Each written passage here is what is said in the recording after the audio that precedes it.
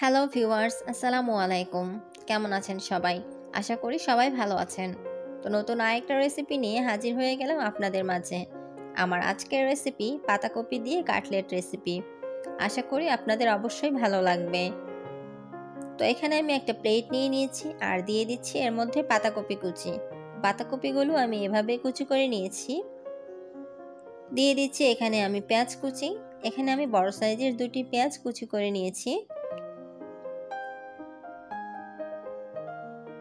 তো এই সবগুলো উপকরণ আমি এখন নেড়েচেড়ে মিশিয়ে নিচ্ছি।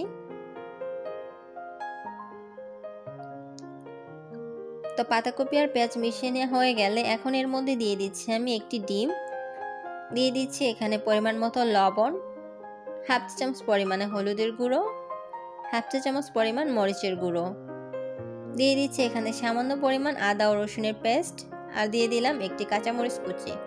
আপনারা যদি ঝাল বেশি খান সেক্ষেত্রে মরিচের পরিমাণটা বাড়িয়ে নিতে পারেন। এখানে আমি আরেকটা বড় বাটিতে সবগুলো উপকরণ ঢেলে নিলাম। এখন এগুলোকে খুব ভালো করে মিশিয়ে নেব। তো সবগুলো উপকরণ আমি এই তো মিশিয়ে নিয়েছি। এখন আমি এর মধ্যে দিয়ে দিচ্ছি 1 চা চামচ পরিমাণে বেসন, দিয়ে দিচ্ছি এখানে ময়দা আর বেসনটা এখন খুব ভালো করে মাখিয়ে নেব।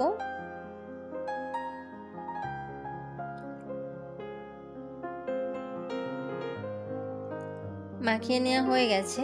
এখন আমি এর মধ্যে দিয়ে দিব ধনিয়া পাতা কুচি।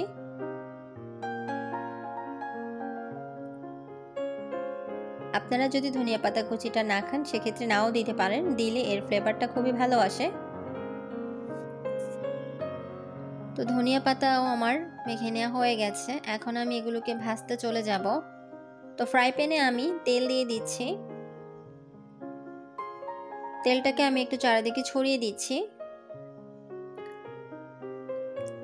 তো কিছুটা ব্যাটার নিয়ে আমি দিয়ে দিচ্ছি। আপনারা যে যেরকম শেপের ইচ্ছে তৈরি করে নিতে পারেন।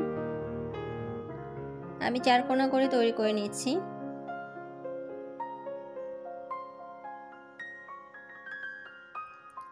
তো আমার আজকের রেসিপি আশা করি অবশ্যই আপনাদের ভালো লাগবে। আপনারা অবশ্যই বাসায় ট্রাই করে দেখবেন। যদি ভালো লাগে অবশ্যই আমার চ্যানেলটিকে সাবস্ক্রাইব করে লাইক কমেন্ট করে পাশে থাকবেন। তো এক পাশ হয়ে গেলে আমি এগুলোকে উল্টে দিচ্ছি।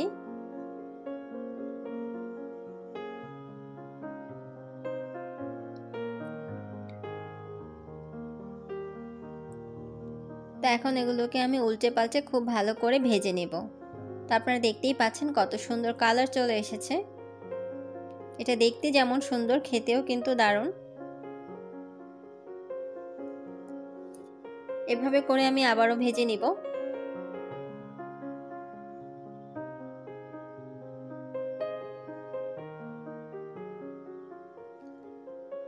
তো আবারও আমি উল্টে পাল্টে এগুলোকেও ভেজে নেব।